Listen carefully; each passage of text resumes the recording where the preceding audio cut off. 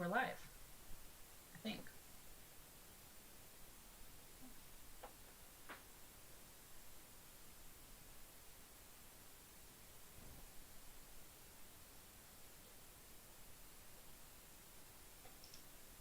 Hey everyone, welcome to another episode of the No Man's Land, and this is my very first live on my own channel, so if it goes a little weird, bear with me, but I think that we're up and running, and I think it's working well, hopefully. Okay, so today we have a lot of stuff to go over. For those of you guys who are not familiar with this channel, what we cover is basically things that are going on in the culture war here in the US exclusively. So we cover the left and the right kind of clash over cultural differences. And obviously, as you guys know, if you've been following this channel, things are getting a little bit heated. So today we have both the daily news that we're doing. We're doing a daily update on what's going on here in the US, but also one of the things that I do primarily is investigative journalism.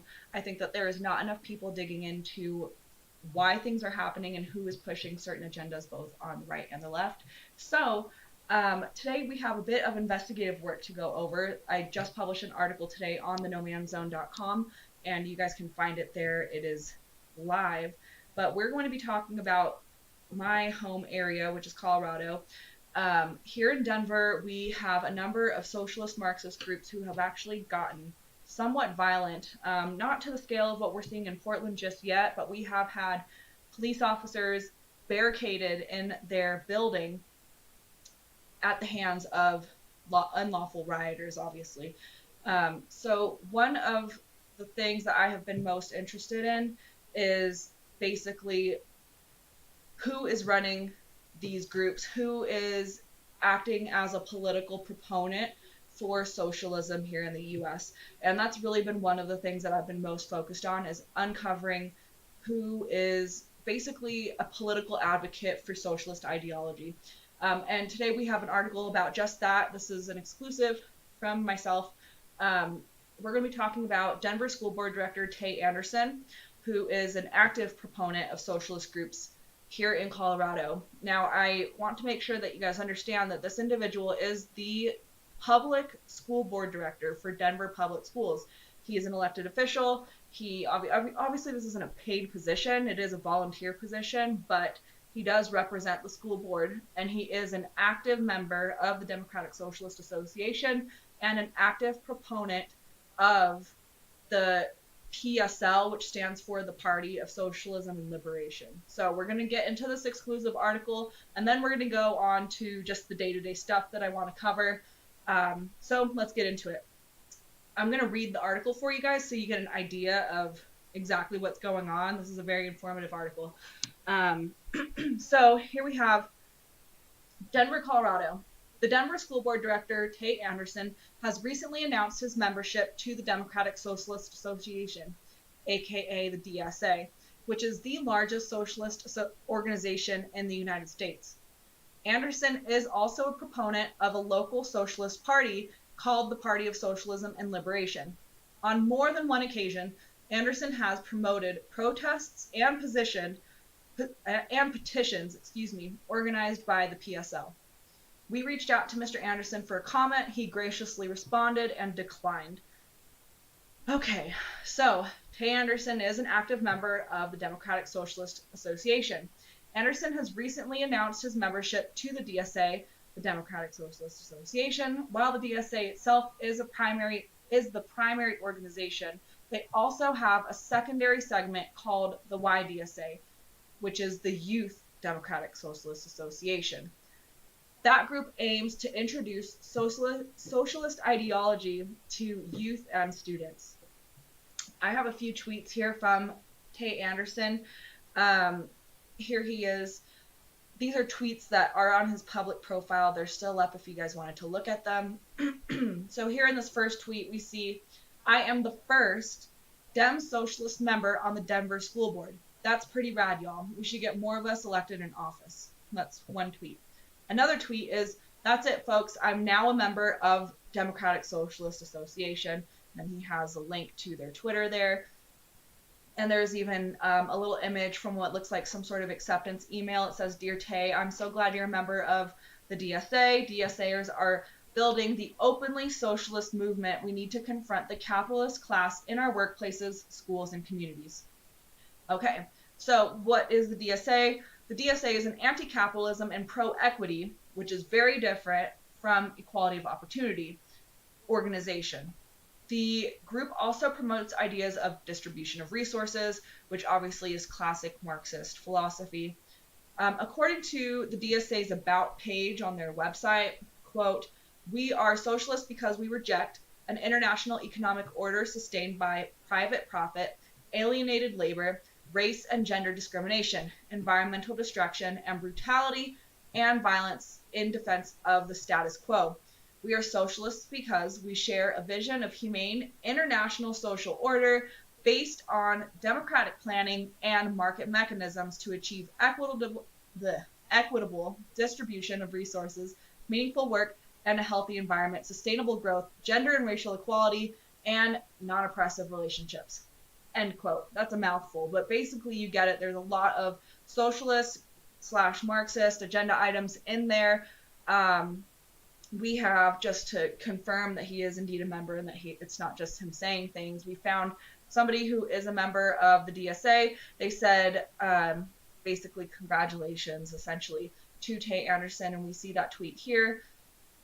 Now, moving on to the next organization that he has been a proponent of. I don't have any evidence that he is an active member of this organization, but I do know that he regularly shares the content of this group, and the group in question is actually facing people in the group, I should say, who claim to be leaders of this group, are actually facing multiple felony charges on basically kidnapping charges for barricading the Aurora police inside of their precinct a few months back during a riot.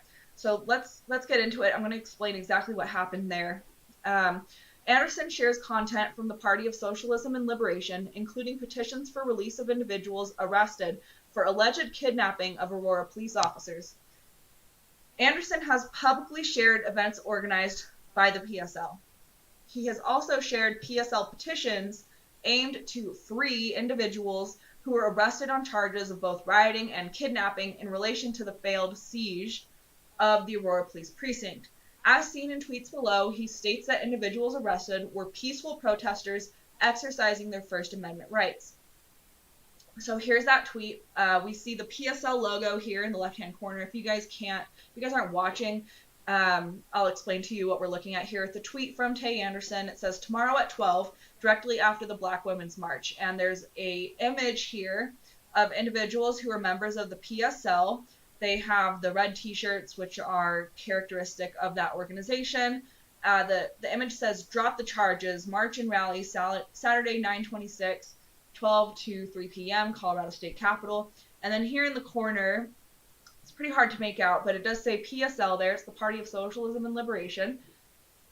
Now, if we go down to the next tweet that is quoted here, we see that Tay Anderson tweeted, if you know DA Dave Young is trash and should resign because he defended the murderers of Elijah McClain and had peaceful protesters arrested for exercising their First Amendment rights, clap your hands and sign this petition from PSL Web, which is the handle for the Party of Socialism and Liberation.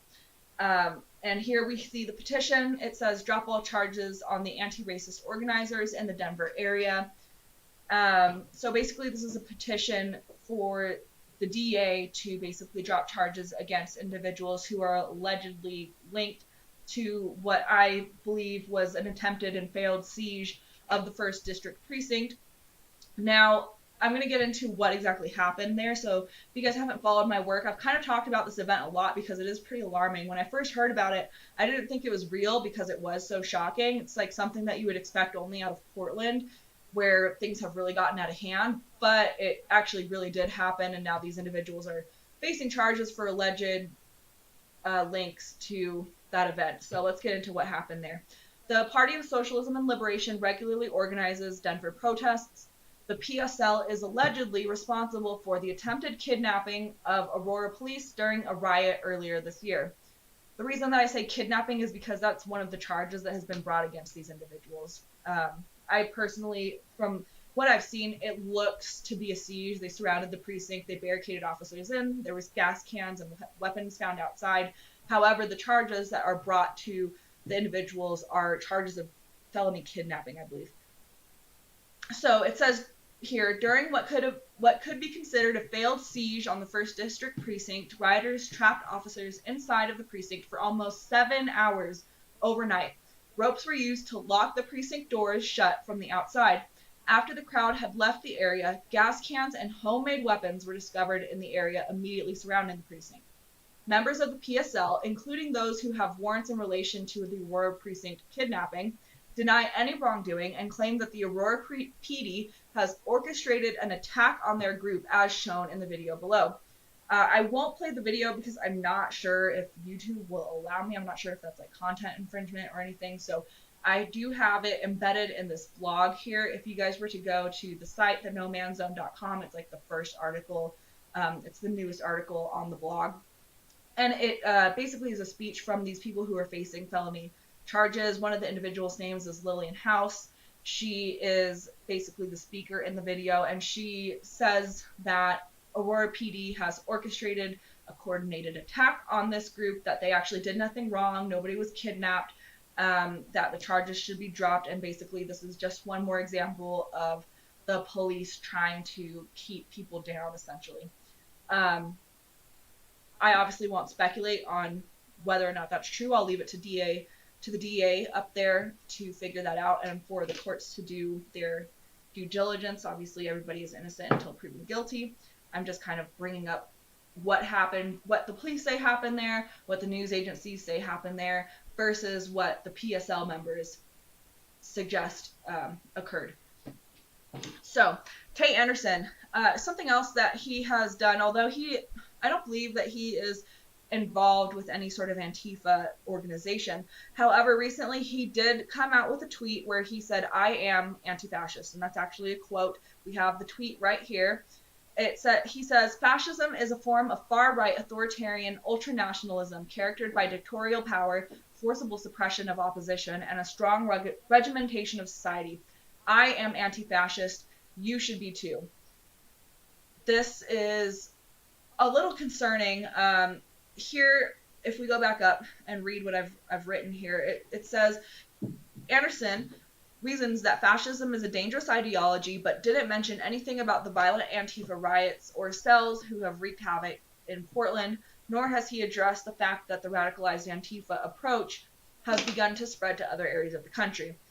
Basically, he kind of just points out that fascism is bad and makes the claim that it is kind of almost honorable to be anti-fascist, while completely basically ignoring what is going on in Portland and other areas of the country where literally these towns are being subject to direct action attacks. Okay, so next thing here is that Anderson actually promotes the ACAB far-left ideology. In a speech that was given at a protest in the Denver area, Anderson ended his speech by yelling, "All you mother effers are corrupt," and basically was espousing the all cops are bad ideology to a moderate-sized group. Compass Colorado here, they posted a video. I'm going to play it because I don't think that they're going to mind. So here, I'm going to go ahead and play this video really quick. We shouldn't teach you how to be an anti-racist. It should be you to learn how to be an anti-racist.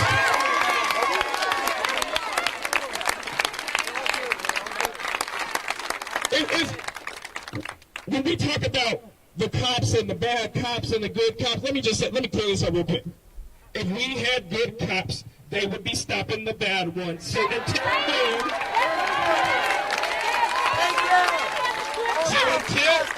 I see a police officer pop in the middle of the way and say, "Do not shoot," then I'll say we got some good cops. Until then,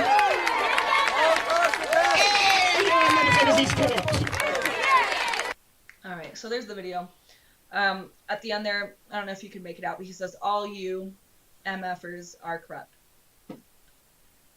Well, Tay Anderson is the public school board director. It's clear, I've looked through his Twitter account and I've seen some of the other content that he's posted, not in relation to the PSL or the DSA. It looks like, his heart is kind of in the right place as far as intent goes. Like, it looks like he hopes to pursue, a more inclusive social environment, and he wants justice for historically marginalized groups, while preventing unnecessary usage of force by police officers. However, at the end of the day, the approach that is being taken here is based in Marxist philosophy, which, history has shown us time and time again to not be a sound route. In fact, it's very dangerous, and it's very easy for people to become radicalized and to kind of lose their way on that route. So obviously, as always, I always put sources at the end of my articles so that you guys can look at where all this information is coming from. So if you're interested in reading it, please go to the nomanzone.com, where you can read everything. You can look at the sources and watch the videos yourselves. I'm going to move on now to the next story, which, if you guys watched yesterday's segment, I talked about the Colorado Secretary of State, Jena Griswold, and how she has been very adamant about the universal vote by mail security system that we have here in Colorado. So if you guys aren't familiar with what our voting system is here in the state of Colorado, basically we have the option for everybody to mail in their ballot. I've gone into why I'm not convinced that this is a secure route in a different video, and I'm not going to spend more time talking about it here. But Secretary of State Jena Griswold, there has been a lot of controversy over whether or not the appropriate steps are being taken to ensure the election is secure.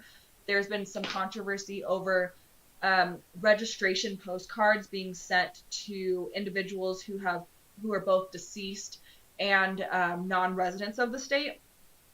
The organization, I think it was CBS 4 Denver, who originally aired the story, they've since taken it down because there was a slight discrepancy. I think they said that they were sending out, I'm not sure exactly what it was they originally said, but the correct way to put it was that the Secretary of State's office uses a organization called ERIC. It's the Electronic Information Registration Center, I believe is what it stands for.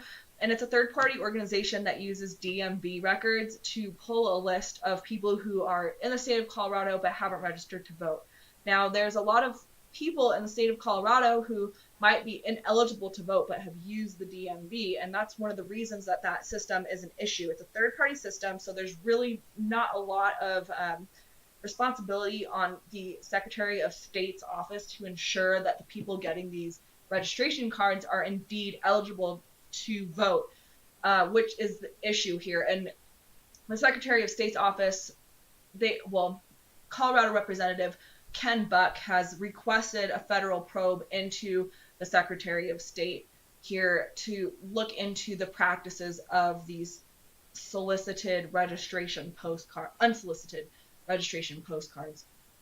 So that was kind of yesterday's news, and today there's a little bit more of a new scandal with this office. Late last night, I was scrolling through Twitter, and I was shocked to see that Secretary of State Jena Griswold herself had actually tweeted basically a thread asking journalists not to report on what's going on election night. It was very shocking. I read it and I was like, whoa, that can't be legal, right? Because under the First Amendment, there is freedom of the press, and the government can't restrict press from reporting on on anything. So I'm going to read you the tweet that Griswold has since deleted and apologized for. I will go ahead and read a quote from her apology, but I want you guys to hear this because this is actually the Colorado Secretary of State asking journalists not to cover what's going on election night. This tweet received a lot of scrutiny, not just from journalists who are typically more right-wing, but also journalists who are very much left-wing journalists. There was an individual, I can't think of his name right now, but he's a journalist up in Denver, and I usually disagree with just about everything that he posts. I'm not a fan of the angle that he approaches things from. I feel like he's a little off. But that said, I even saw him come out and say, this is unprecedented for the Secretary of State to make these requests. So I'm going to read you the quote here. I'm going to read you the full thread of what Colorado Secretary of State Jena Griswold requested of the press. And I quote, "Our democracy cannot be held hostage to a ratings race. If you care about our democracy, you will protect it. Full stop," Griswold tweeted. "We are in the middle of a pandemic, and the President of the United States has telegraphed that he may claim victory on election night, even when millions of ballots will not have been counted," she continued.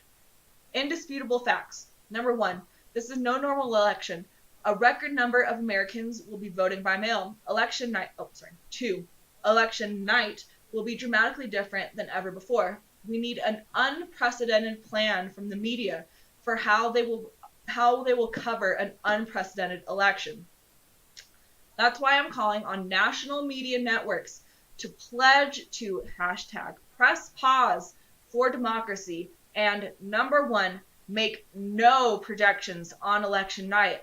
Number two, announce no election results on election night. In the coming days, I will ask election administrators, voting rights organizations, media ethicists, corporations, religious leaders, and all concerned Americans to stand with me in demanding media executives press pause for democracy, Griswold finished. Wow, that's a very, that comes very close to the line of violating the First Amendment. As a matter of fact, I don't even know that it comes close to the line. I think she crossed it. I think she definitely crossed the line there. She is specifically making demands of the media to do certain things and to not do certain things.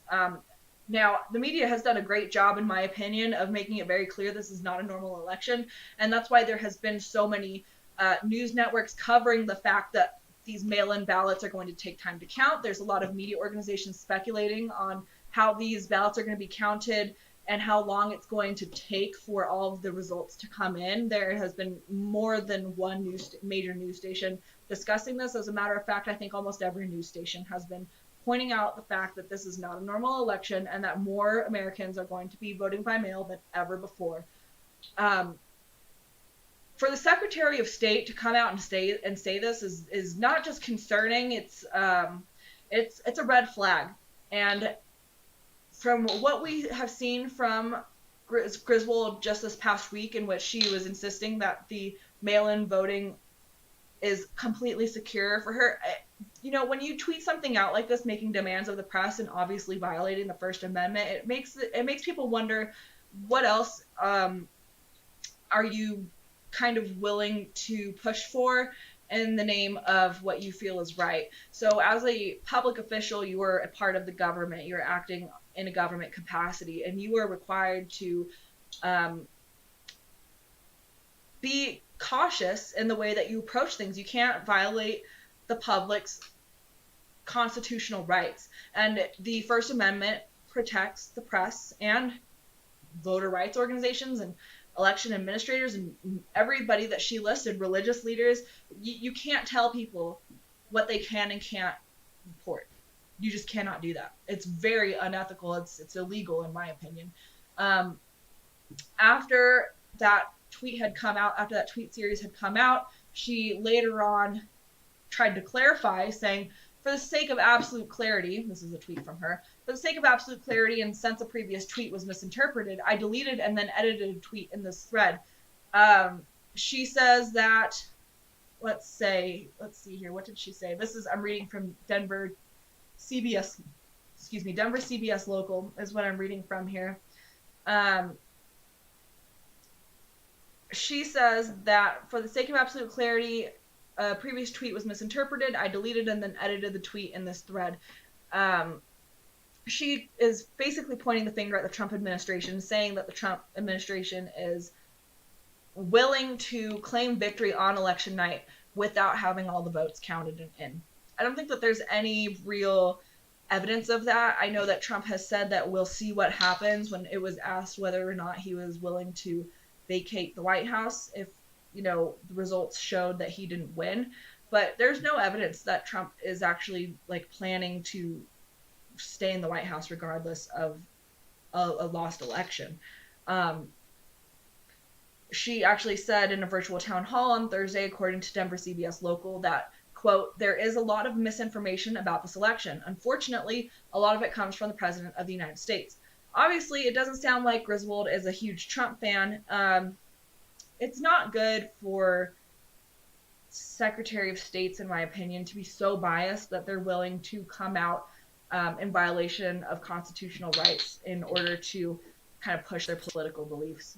So, we will see what happens in the future. She has since sent out an apology.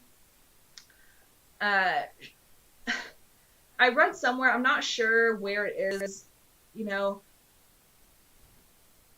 I read from a journalist up in Denver that she had pointed to her being a female and blamed basically people for the backlash, saying that it was kind of an unprecedented backlash because she's a woman. I really don't like when women in positions of power try to protect themselves from liability and responsibility of mistakes based on their gender. If you're a woman in a position of power, you're not you can't pull the patriarchy oppressed card and say that, I'm a woman and the only reason you're coming after me is because, because of my gender. I really don't like that. I think it's better for women to, if you're going to be a woman in a high playing position, then you need to accept that there's going to be backlash for your mistakes. That's just my opinion on that. So moving on, here is an article from 9 News saying that basically she requested, saying what she requested and then apologizing for it. We kind of just went through that, so I'm not going to cover it. But I do want to go into Texas. There's a lot of people concerned about what's going on in Texas with their mail-in voting because the governor recently issued a proclamation, according to CNN Politics, that the amount of drop-off locations for mail-in ballots will be limited to 1 site per county. There's a lot of people concerned, basically, that there's not going to be enough access for mail-in ballots to be dropped off in a timely and comfortable manner. Obviously, there's a lot more rural areas in Texas. Everything isn't so close together. So basically, they're suggesting that only having 1 drop-off location is going to make it difficult for people who are choosing to mail in their vote. It's going to make it difficult for them to reach that location, and it might even hinder them from voting. So there's people's concerns with that. I've seen that concern basically from a lot of Democrats.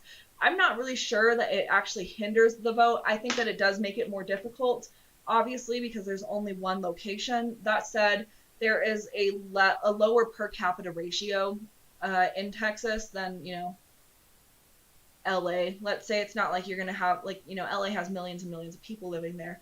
You're not going to have a huge mail-in voter turnout in the smaller counties of Texas. So I don't know that it's necessarily election interference. Maybe there's a better way to go about it, add more than 1, drop-off location. But I think at the end of the day, what they're trying to do basically is limit the opportunity for ballots to be intercepted, limit the opportunity for, issues in which ballots get lost, maybe. When you have only 1 ballot location, it kind of offers a bottleneck. There's only 1 location that you have to monitor for fraud and for theft. So I can see why that's an option and why, Governor Greg Abbott would have chosen that route. Whether or not it's the right route, I don't know. I do know that, however, a lot of Democrats are concerned that it is some sort of infringement on election access, voting access. Who knows? I couldn't tell you if that's accurate. However, there is a voting rights group that has decided to sue Governor Greg Abbott over the decision, saying basically that it's unconstitutionally burdening to the fundamental rights of Texas voters. Here's a little look at the lawsuit. We'll see what happens with that. I just wanted to make sure that you guys were aware, obviously, that there is kind of some controversy both on the Democrat side of the vote and on the Republican side. Obviously, Texas is a huge Republican state, and it sounds like people even in Texas are concerned that the vote is being hindered in some way, shape, or form. So with that said, the last thing we're going to cover today is something that every news organization has covered, but I'm going to talk about it just for a brief second. That President Trump has been diagnosed with COVID-19. Him and the First Lady have both tested positive, whereas everybody else who is directly related to him, Ivanka, Donald Trump Jr., they are negative for the virus. Vice President Mike Pence is also negative, which is reassuring. Um, the president has been medevaced to Walter Reed Hospital, where he's receiving treatment and just being monitored. From what he has tweeted, he feels fine. There's a video that came out of him basically saying, that he feels fine, and that it's kind of just for an abundance of caution that they're taking him there. In the video, he does look pale, but there's no sign of like voice deterioration or rasping. Um, when he was walking to the jet, he did give a thumbs up to the media reporters, but he didn't stop and speak to them. Whether that's out of consideration for the fact that maybe they don't want somebody with COVID-19 talking to them, or whether he just is trying to get to the hospital and he's upset that he has to spend time there anyway. I don't know. It's unclear. That's more just speculation. We do know that he is not. I guess he's not directing power over to Mike Pence. He's still maintaining power and making decisions. From what I've seen, he is planning on continuing to work from the hospital. So, it's unclear what's going to happen. For now, it sounds like he's doing okay. And there's been a lot. One thing that I think is appalling is that there has been a number of Democratic, pundits and activists, people on the left who have come out and openly pushed for him to die from COVID-19, which is, it's just, I can't even imagine people rooting for the death of the president of the country that you live in. That doesn't make sense. It's not good for anybody. There was one organization in particular that I thought was ridiculous. There's a group on Twitter called the Black Socialists in America. They retweeted a Bernie Sanders tweet where Sanders had basically wished the president well and hoped that he and the First Lady got better. The Black Socialists of America commented on that, saying that even Bernie Sanders is not dedicated to the progressive cause because he's not willing to accept the death of the president in order to gain power for the proletariat. And I thought that I wanted to bring that up because it really just shows how easy it is for people to get radicalized when they become a socialist. Like we were just talking about School Board Director Tate Anderson, who is, it appears that he really just does want to, when it comes to Tate Anderson, it looks like he does just want to do the right thing, right? Like he wants to help people who are in need. He wants to help people who are underprivileged. And unfortunately, the thing about socialism is it really does play to the heartstrings of people who want to do good and people who want to make a positive change. Now, when we look at the Black Socialists in America, that tweet that they stated, in which they were like, you have to accept people dying in order for the proletariat to gain power, was essentially the gist of the post. It just shows that just because people use the word socialist instead of communist, it doesn't mean that they don't have a radical ideology. People, when you start getting into this Marxist ideology, for some reason, I'm not sure what it is about Marxist rhetoric, it is so common for people to become radicalized and violent. And that's why when you see, when you study these revolutions in the past, for example, the Bolshevik Revolution in Russia, it started out with people just wanting to overthrow the ruling class. They felt that they were oppressed. They felt that they were wrongly oppressed. And they leveraged and accepted Karl Marx's philosophy, which is basically that society is based on two classes. One class is oppressing the other class, and the only way to fix it is to overthrow the oppressive class, which is where you get the bourgeoisie versus proletariat struggle. Now, I personally don't believe that that is the case. I think that Karl Marx really did not take into account a number of factors when he wrote the Communist Manifesto. However, that Communist Manifesto is now one of the most influential political books in history.